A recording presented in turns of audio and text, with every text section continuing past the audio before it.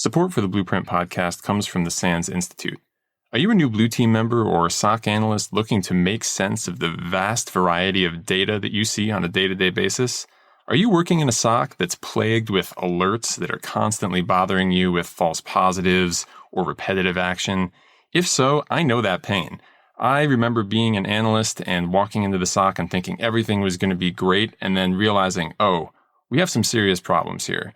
I've dealt with those problems over the course of my long career, and the results of what I've learned have been summarized in my brand new course, SEC 450 Blue Team Fundamentals. If you're a new SOC analyst looking to get a grapple on all of the network and host data that you interact with, improve your analysis technique, learn how to reverse engineer malicious file types that you commonly see in phishing or downloaded from the internet, or just get rid of those pain points from the average SOC, like repetitive actions, drowning in tickets, alert fatigue, SEC 450 is the class for you. Check this course out at sansurl.com/450. Hope to see you in class. This is a Blueprint broadcast, bringing you the latest in cyber defense and security operations from top Blue Team leaders. Blueprint is brought to you by the SANS Institute and is hosted by SANS certified instructor John Hubbard. And now, here's your host, John Hubbard. In this episode of Blueprint, we have none other than security guru Anton Chuvakin. Anton is an industry veteran who has watched security trends come and go over many years and is always providing lots of insightful and forward-looking industry analysis.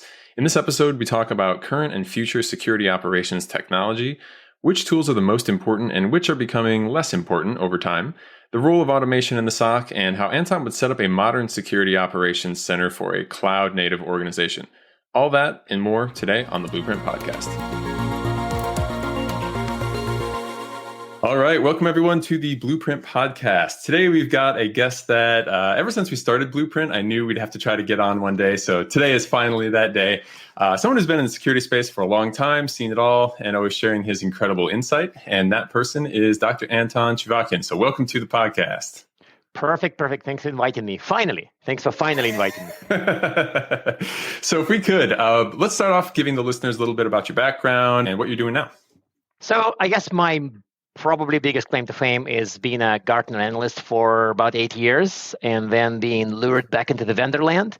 I was a consultant. I worked for a few vendors. And again, as I said, I was an analyst. But pretty much throughout my career, I was writing stuff. I was kind of writing things from, tweets to books, mostly on the area around security operations. Funny enough, I also wrote a book on PCI compliance. But please don't hold it against me. I also now run a bit of a new podcast on cloud security, which is my current love child, so to say. Awesome. Thank you. So there's a ton of topics we could certainly cover here, and I'm going to hope to try to get to as many of them as we can within the hour we have.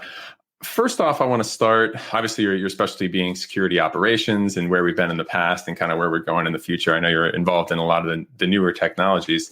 I'd like to start off asking, the traditional architecture that many organizations probably still have in large part, firewalls, IDSs, AV, and all that kind of stuff that's been around for a long, long time. Where do you see the role of those types of things in the future? Are we still using them? Are they still good? Are we replacing them? More important, less important? Where are we standing at with that?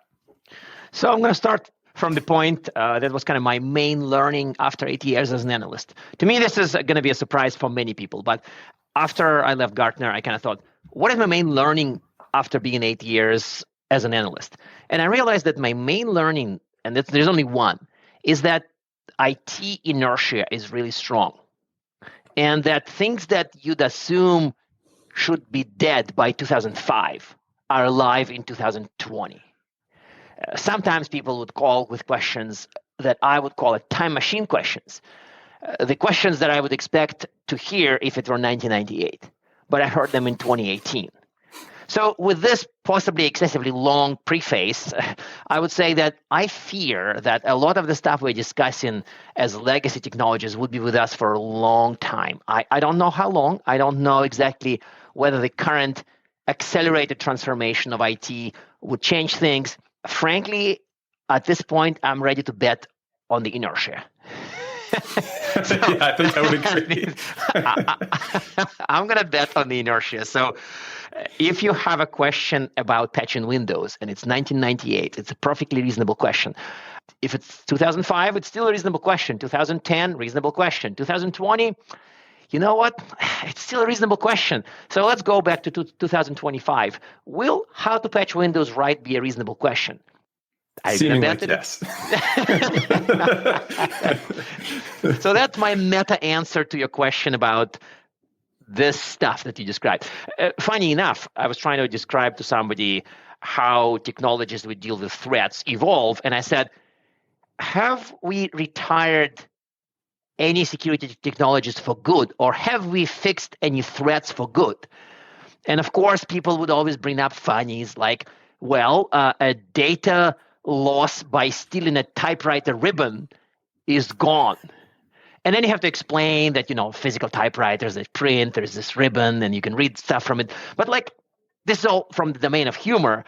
What are realistic digital threats that are just completely gone? They're gone. They're fixed. I cannot name one. I really couldn't. And I dare the listeners to name one threat we truly fixed. Yeah, that's a really good point, actually. I hadn't thought about it like that before. But yeah, it's hard to get some of this stuff away. And I'm sure some of that's the inertia, and some of that is just the way we're doing it, it doesn't really change. And we can't have perfect security on a lot of these kind of human interactive kind of threats, phishing and that kind of stuff. We're always going to have the human angle, right? Where you can trick people, and it's really hard to back that up. With the shift and the rapid shift now, of course, of everyone to the cloud, those traditional tools, there's some efforts to get those same things deployed in cloud forward kind of environments and all of that. But there's also this whole new breed of tools that's kind of coming online to cater to the organization that started there, or at least has largely jumped fully into, I guess, what we would call a quote unquote modern architecture, right? Mm-hmm. What do you see the effect of shifting to the cloud very rapidly is on these traditional tools, and are they working in that environment, do you think? So here's the funny one. I kind of spend my morning today recording a podcast on this very topic. And the interesting bit is not to promote the podcast, but to make the point that the challenge, I've distilled the challenge to one point. And the challenge is that a lot of people travel to the cloud with the mental models and operational models that are built on-prem. And sometimes you can go and grab the security leader who does this by the button and kind of try to shame them and say, dude, why are you doing this? This is not a data center. This has microservices. This has containers. This has APIs. This is a cloud. It's different. Why are you doing it?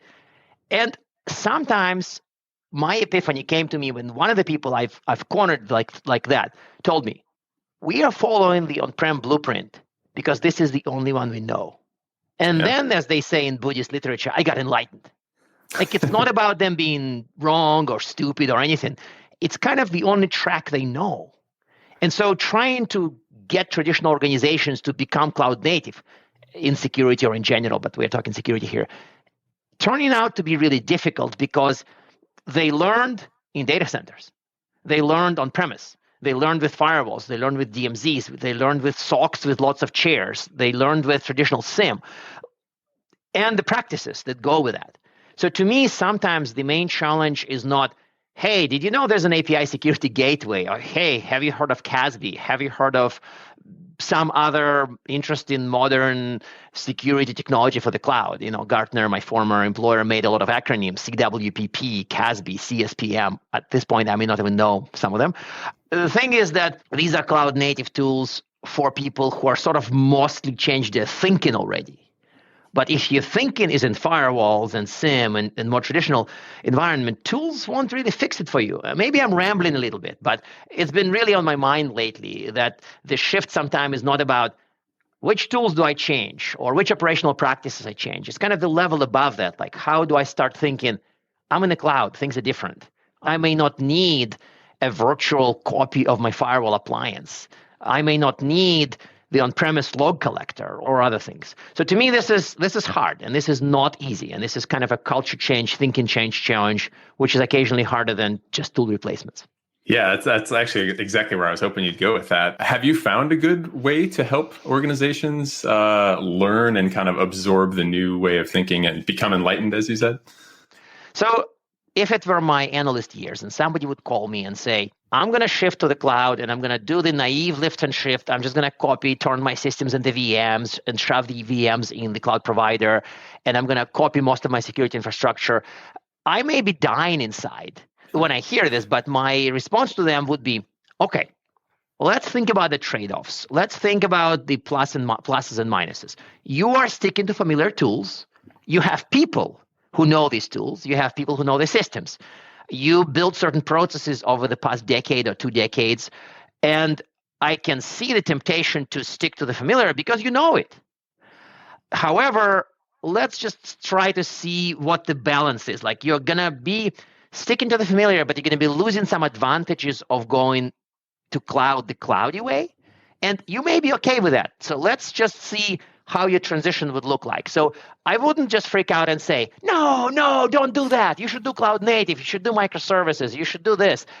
I would say, okay, so let's think of a transition. Let's think of a trade-offs. Let's make them explicit. I want to copy my firewall appliance to the cloud. Okay, you can call the vendor and they would give you a virtual appliance that would run in big 3 cloud providers. You can do that. You can structure the DMZ the same way you do on-prem.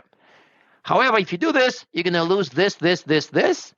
And on balance, sometimes it would reduce the motivation to go to the cloud. It would either be cost prohibitive, very often, or it would be kind of agility restricting.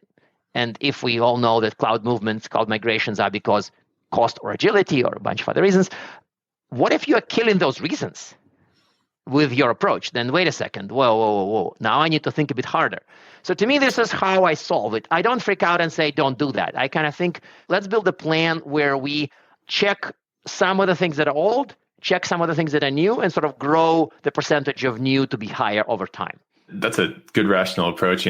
Say all or nothing, right? That's one of the things we're always preaching is like, better is better, but also once you get a little bit better, continue down the path and try to prioritize. And, even if you can't go all new style cloud thinking right away, like at least you've got stuff to the cloud and you can slowly start to morph it over time. One of the things you had mentioned was, SOC and SIM and some of the traditional tools that have been used in the past for this sort of thing. What's your feeling on, SIM especially is one of the things you've written a lot about. What do you think the role of that kind of tool is in a new kind of cloud architecture, right? We still have logs, we still have all that stuff. Is it staying around, or are we getting better options? Where's that going? So let me kind of split the SIM as a sort of technology envisioned around 2005 and then evolved since the time, and the need to analyze logs. So to me, you may like SIM, you may dislike SIM. I've met a fair bit of people who are burned by SIM so badly they hate it. They think it should die. Some of them think that it has died. The point is that they may be true, they may not be true, but we will need to analyze logs. And to me, we're going to need to analyze logs more, not less. One of the very useful objects, sort of artifacts I've built in my Gartner days was a triad of visibility, where I kind of said, to have good security, visibility, detection, response, you need to look at logs. You need to look at endpoint data, such as using EDR, and you need to look at traffic, such as using what we now call NDR or traffic analysis.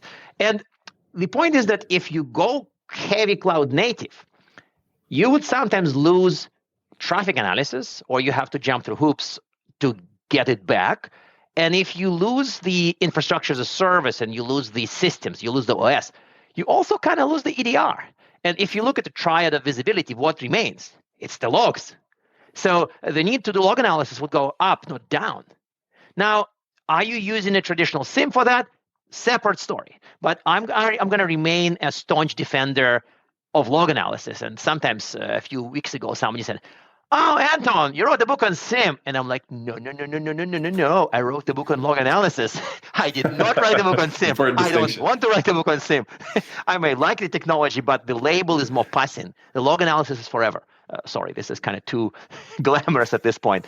So to get back to the original question is, I would say that we will still need to analyze logs and probably to do more of that, and logs from new things. Again, some stuff from what is now called with a trendy observability word, which is logs from inside the applications. The endpoint would be with us for some time. We'll still have other things. We'll have logs from API access, from gateways, from CASB, from all sorts of cloud native constructs. And there would be a need to combine them and analyze them. And to me, it sounds like SIM, right? Mm-hmm. Whether it would be a software as a service SIM or some kind of evolved technology that isn't even called SIM, separate story. But to me, log analysis would stay and it would grow in importance, not decrease in importance.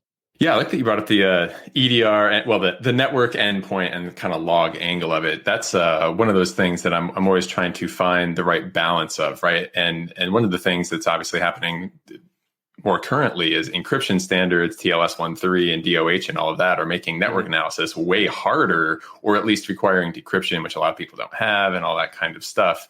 And with that, seeing a lot of people kind of leaning more towards endpoint because, you can kind of see everything on the endpoint. And then we have the emergence of, this new XDR category, right?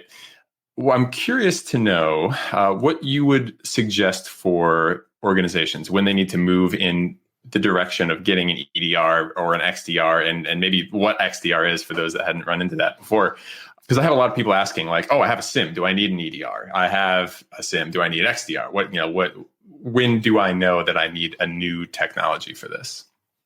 Let me kind of split it into two questions. I would deal with the modern, or my take on kind of rebalancing of the three sides of a triangle, and then I'll deal with XDR a little bit later.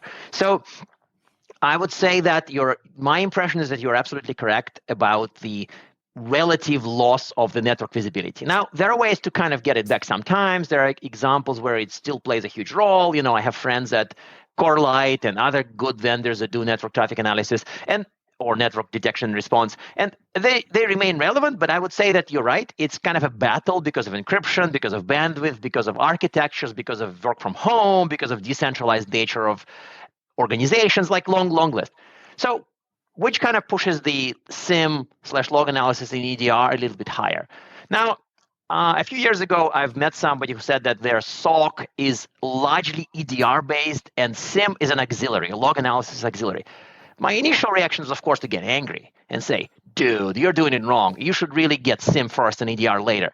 But I've met more organizations who went with EDR first, and kind of EDR is their primary tool. That's the tool they look at every day, sometimes every hour, and they do look at logs, but less.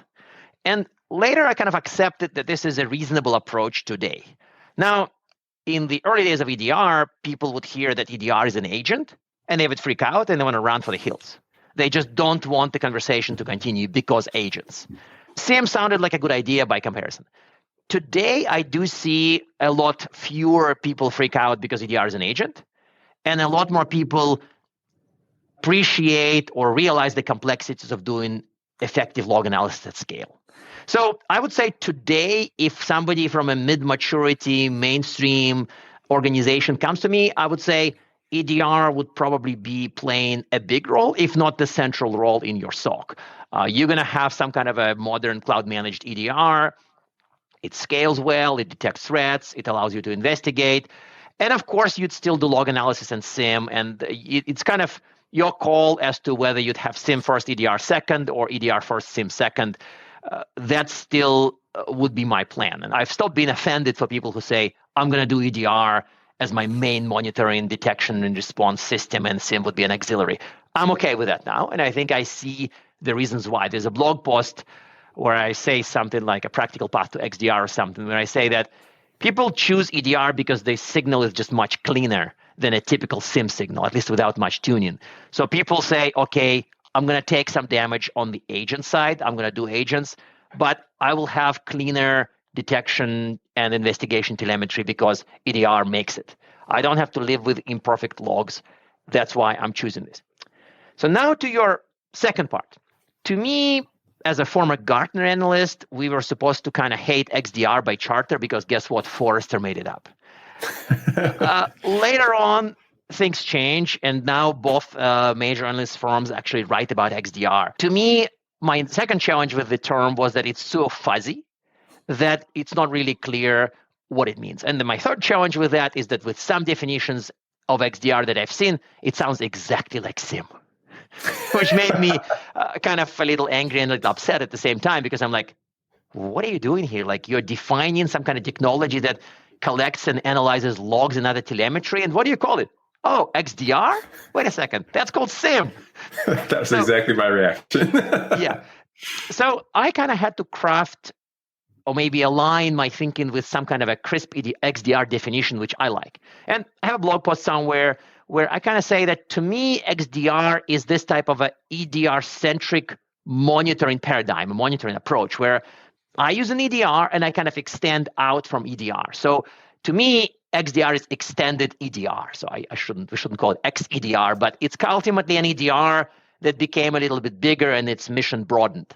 Maybe it's an EDR that can do a little bit of log analysis. Maybe it's EDR that can do some other functions. But to me, practicing XDR is kind of starting with EDR and focusing on the endpoint telemetry that the agent makes for detection and response, and then doing other things. So to me, this is kind of the alternative monitoring vision to a SIEM-centric vision. I can do SIEM, I can get all the logs together, try to correlate them, try to make sense of them, and then use other technologies. And that would be the SIEM route. The other route is, okay, I'm going to deploy agents, I'm going to do EDR, and then I'm going to extend from EDR to other things. That's how I kind of come to peace with XDR as a vision. I see it as kind of an alternative to SIEM vision for the detection and response tooling. Hopefully I didn't confuse too many people, but at least it's clear in my head. I need to find that blog post and share the link. Yeah, definitely. We can put that in the show notes. So if you were building a SOC right now in terms of, you had budget, medium-sized organization, whatever, you could get SIEM and EDR, XDR, what would the tool set be that you would construct? What are the primary things you would go for? First thing is, if I am really mid-sized or restricted in the budget, I'll probably try to rely on managed services to an extent. Like this has been, I had a funny challenge with an analyst. I wanted to write a paper focused on how to start detection and response capability for a new company. And I was really passionate about writing it. And lots of people told me, wait a second, you already wrote a paper how to use an MSSP. Why do you want to start a paper on detection and response for beginners? Because beginners shouldn't do it. Beginners should just use MSSP. And I said, wait a second, no. There are other situations where simply saying, just call up the big or small MSSP on MDR and just go to them. It's not really the approach people would take. So I did write the paper. It still is in Gartner, on Gartner site. But the point is that I kind of try to build a technology stack and have one eye out on which tasks I would outsource / delegate. So probably it's going to be a hybrid model where some of the personnel is mine, but some of the personnel is third party. It's going to be some kind of MSSP MDR. As far as tool set, if I am a more traditional company, not cloud native, I would still say some form of SIEM or log analysis, some form of EDR, preferably cloud managed, and then some form of visibility for the cloud, likely CASB. The challenge with the software as a service side, SaaS, is that you have no place to put agents, right? But you do need to see what's going on there. So today, the primary vehicle for that is either native logs from SaaS services going into SIEM, which is, kind of friction heavy sometimes and ineffective at other times. And the alternative is, of course, CASB. So I would be living in the EDR, SIEM / log analysis CASB land. And on the process side, I would do some stuff myself, and some stuff would go to an outsourcing partner, an MDR of some sort, or an MSSP. Choosing that is a separate story altogether, and we decide not to say curse words here, so we should leave this topic to another day. How would you look at and bring in tools for automation as part of that as well? Because that's always another hot topic in terms of security operations. Is can we have less people? What should we automate? How do we decide what to automate and all that kind of stuff? How do you look at that as a role in the SOC? So I sort of responded to your question, focusing on mostly visibility and detection tools, but you're exactly right. The other half of my detection practice would be some kind of a orchestration automation platform, or SOAR. That's again another Gartner acronym that we are stuck with, but at least it's a cool sounding one. So let me very briefly go on a quick detour about why some people don't succeed with SOAR. The challenge that I've encountered sometimes is that you are buying SOAR to automate, to boost the effectiveness, occasionally, if your thinking is really wrong, to remove people from the operation or reduce them.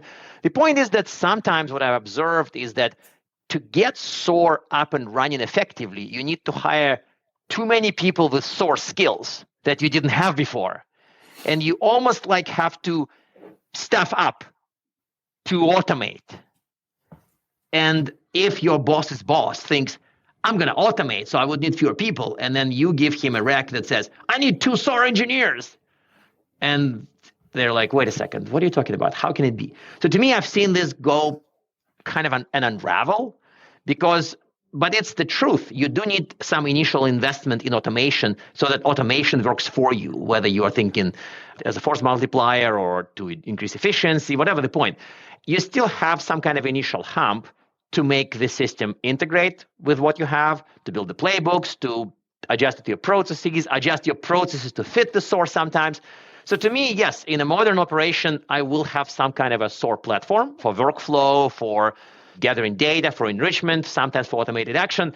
But I wouldn't think that it's magic, and I wouldn't think that it's going to be effective out of the box. There will be a ramp up, and there will be skills challenges. There will be things I may need to code in Python or at least configure on the system.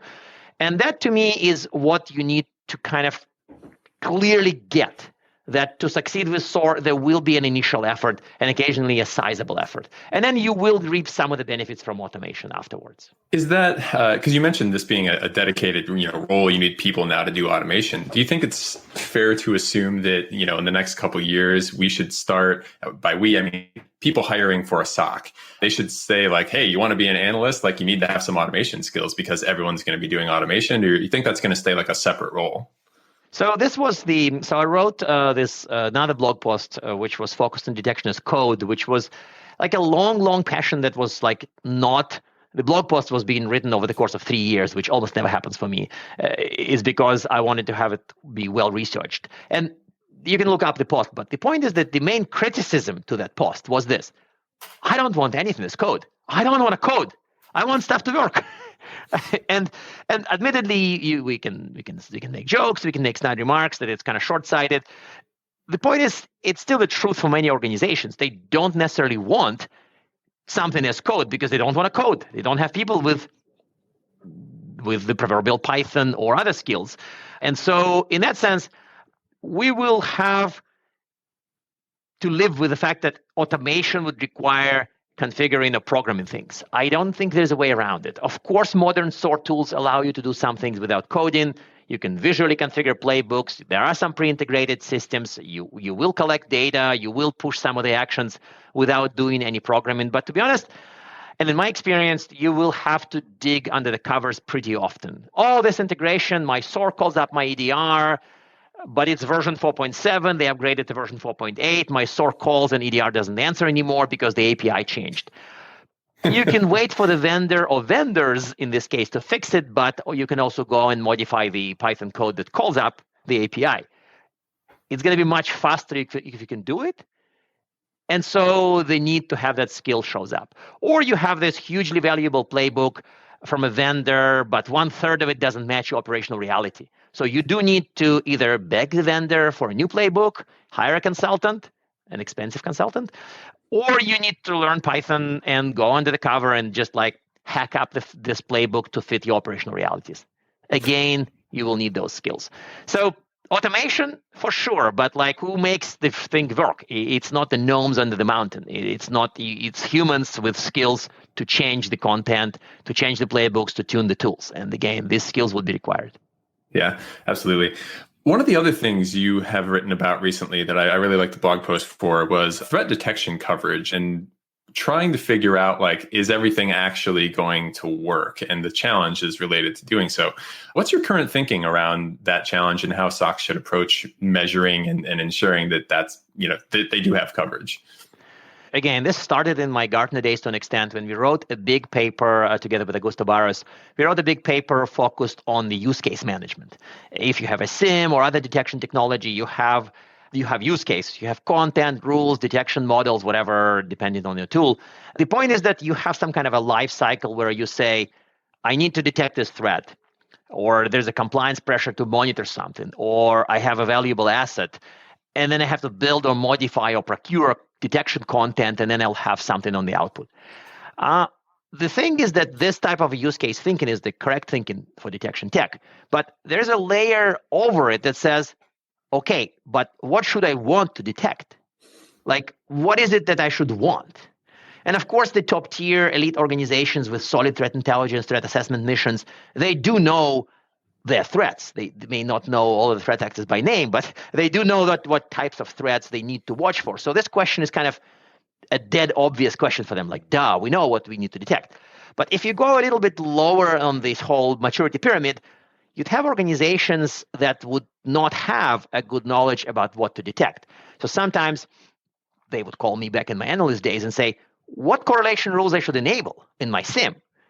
And I say, well, it depends on your threat assessment, like what sort of threats you are focused on. And they say, we don't know, you tell us.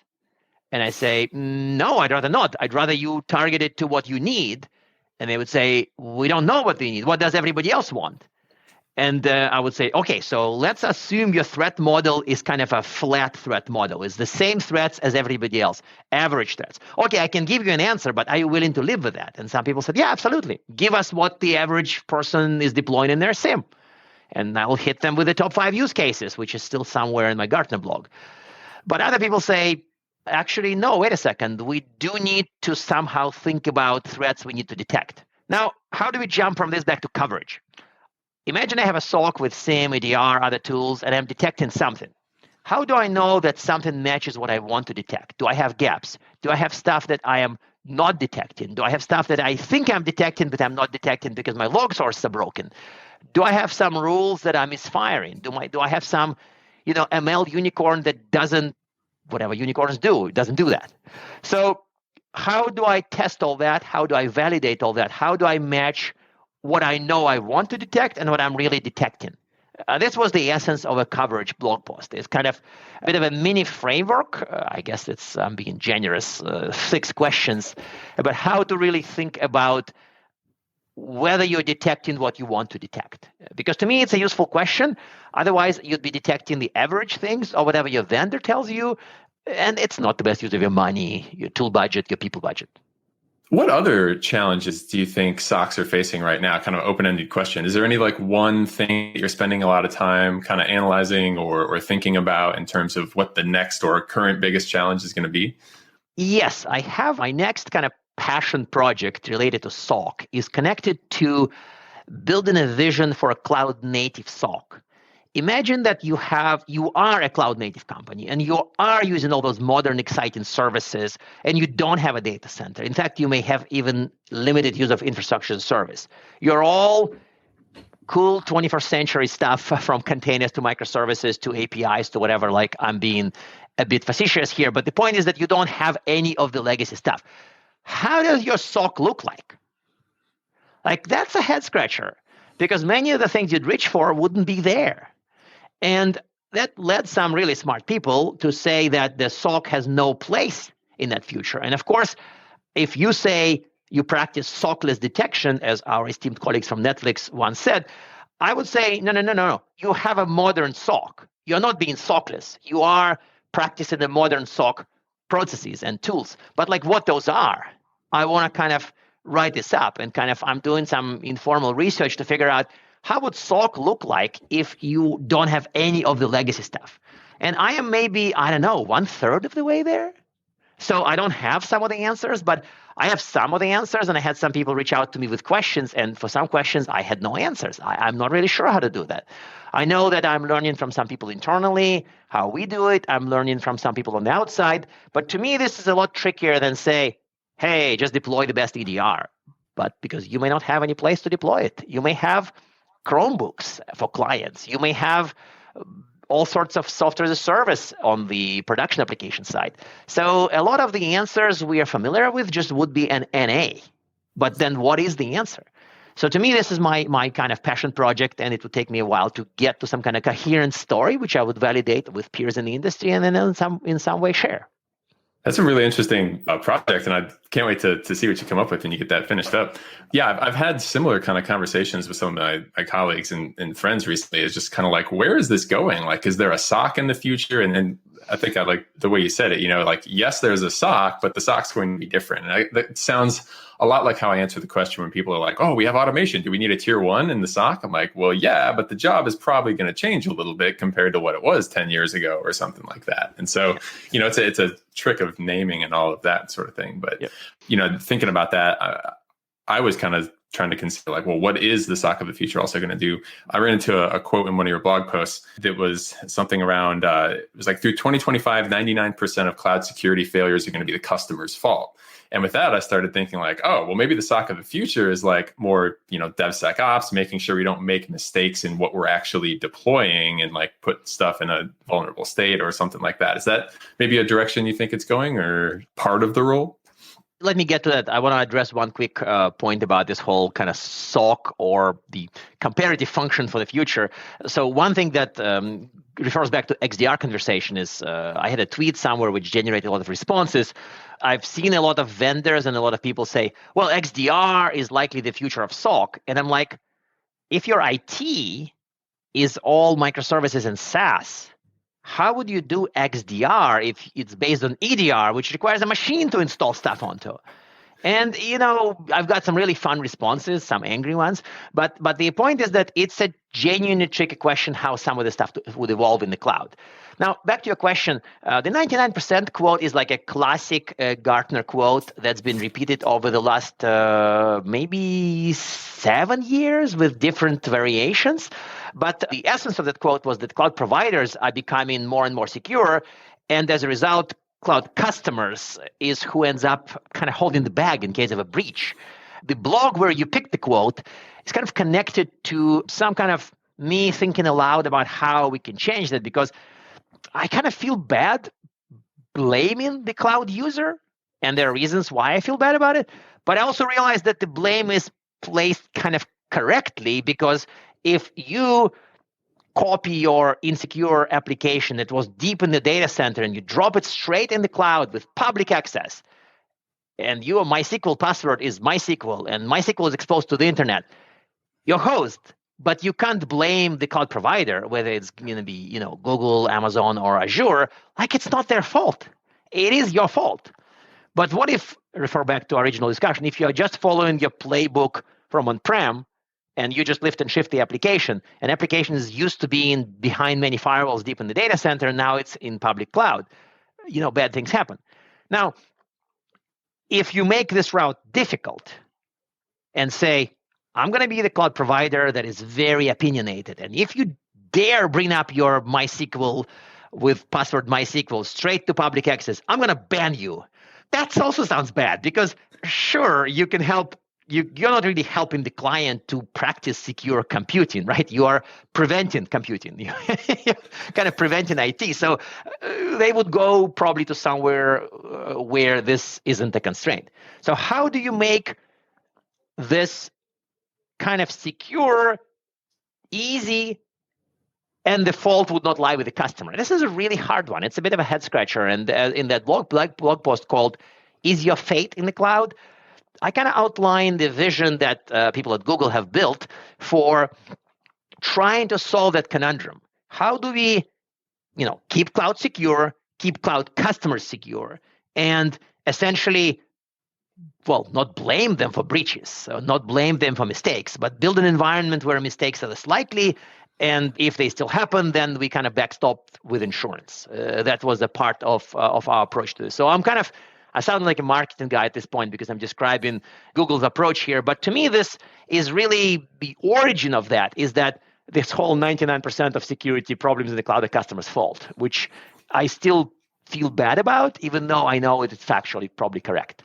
It seems true, right? Like we've seen S3 buckets, we see all this stuff like all the time, just very simple mistakes that, someone probably just didn't know better because it's a new-ish technology still relatively, right? One of the other things I wanted to ask about is, let's assume, we're 5, 10, 50 years in the future, however long it takes with the inertia thing, right? But companies kind of get it, right? They're cloud native. We got zero trust going on and all that sort of stuff, at least as we understand the best that can be done right now. If we had a company doing all those best practices and you were an attacker, how does that change the game for you? Like, how would you approach a company that has all of these new technologies? Where do you see, what new attacks are going to show up as a result of all of this infrastructure change? So this is a tough one, because over the years, I've been kind of trying to stay away from predicting threats, because ultimately security, we need to live as defenders. I do think of myself as a defender. As defenders, we have to live with whatever the attackers come up with. Like, if we predict the threats and then go with that, but the reality would be different. We're kind of screwed, right? So to me, this is why I sort of like a little bit afraid of predicting the threats, because if you predict the threats, then you subscribe to your prediction as reality, and then you act as if it's real, and then something else happens and you're a host. So not a big fan of predicting threats. But what I do want to predict, or maybe do want to answer your question in a useful manner, is if everybody becomes cloud native, secure, effectively using cloud, using modern approaches to security and computing and IT, and like what would the attackers do? That's a very optimistic vision to me, because I think it's going to be a long, long time before we get there. But I would say that there will be some things that make me nervous. I'm not sure I lose sleep over them, but at least I become somewhat concerned about them. Of course, I have a blog post where I kind of allude to them, but the post is about SOC, and people mostly responded to the SOC message, not to the possible threats. So, for example, you rely on threat hunting for some of the kind of leftover threats. You have good controls, you have solid preventative controls, you have solid detection controls, and if something passes through, you have the hunting team or hunting operation that would catch what went through your controls. That's good. Now, hunting, of course, works on human timeline. It may be minutes, hours, occasionally days. But what if your attacker is more automated than you are? Imagine that your attackers out-automated you. Imagine that they have certain things, think about like, I don't want to say upgraded worms, but more automated intrusion machinery, more automated exploit discovery. If their timeline is more condensed than your hunting timeline, then you sort of lose that weapon in your arsenal. You rely on automated tools, but if they're imperfect, then you're done. Like, I'm a little afraid of that. I'm a little afraid of us relying on hunting for some of the top tier threats. And then if these top tier threats out-automate us, we won't have a weapon. Because frankly, if you say, oh, but I automate hunting, well, in this case, you're doing detection. Hunting is meant to cover faults in detection. So if you do automated hunting, you're detecting, and you need hunting to backstop that. But if the attackers out-automate us, I don't know. I don't have a good answer. Sorry, I really don't. And we can make all sorts of jokes about AI and ML, but to me, as I've mentioned in a few other times, the sane view of AI and ML for security is to be skeptical in the short term, but to be optimistic in the long term. You said 20 years. I don't know. 20 years sounds like a time where we would have a lot more and a lot deeper automation for both offensive side and defensive side. And if we would see more fast evolution of automation on the offensive side, defenders' lives would be tricky. And I don't know how tricky, but tricky it would be. Yeah, absolutely. So maybe it's a good place to end it off with a final kind of general question. You may have kind of answered this already, but the balance between, attacker and defender as it is right now, going out into this future where both sides are going to get better at their jobs, do you see the balance staying about where it is now, or do you see maybe attackers or defenders getting better at their craft? So this is a tough one, and I probably would leave you with some form of analyst style, it depends, or a softer answer. But let me try to kind of talk about it, and hopefully I wouldn't talk myself into a corner. So if we end up with a world where everybody is using modern OS, whether it's mobile OS, Android, iOS, or whether it's Chromebooks or whatever else, where the endpoint is a lot harder to attack. Your cloud is, your server side, your data center side is all cloud, all microservices, all modern, all applications security tested. What would attackers do? So to me, it sounds like if this happens, then defenders will be better off. But I would never, as a security person, I'm never willing to bet against the attacker. Hopefully this wouldn't be the only quote from me from this podcast, but as a defender, I'm never willing to bet against the attacker. So I almost assume that if we do adopt hardened OS, 100.0%, we're going to adopt zero trust style access, so no VPNs, no funny segmentation stuff, no, sorry, you're on an internal LAN, and your server side is more secure. Am I willing to predict that attackers are hosed? No, I'm not. I would never bet against the attacker. I'm not sure what they would do, but they would do something very impressive. Yep. And then we as defenders would have to adapt and play games, and our life would remain fun, and we'll get paid big bucks and all that. Yep. I'm 100% with you on that one, right? Attackers are just as ingenious as any blue team member is. And I think it's going to be a game that plays out, and, it's going to get harder and harder and the bar is going to get raised, but then they just get different problems to solve. And ultimately the game continues is what I'm thinking is probably going to happen. All right. So where can we find your blogs and the articles and stuff that you've been mentioning throughout this interview? Because you've got a bunch of awesome stuff online. I want to make sure listeners get a chance to check it out. So you have my Twitter handle here and in your ticker. Most of my writing today is on the Medium blog, which I really thought hard about naming in some cool way, and it's called Anton on Security. I could not come up with it. My old blog was called Security Warrior, and it was really cool, but I kind of felt like this is a little 2011. So I kind of abandoned this when I joined Gartner, and now I don't want to pick it up anymore. So it's Anton on Security on Medium. You have me on social media as per your ticker, and our new security podcast, Cloud Security Podcast, had to comply to Google naming convention, and that's why it's called Cloud Security Podcast.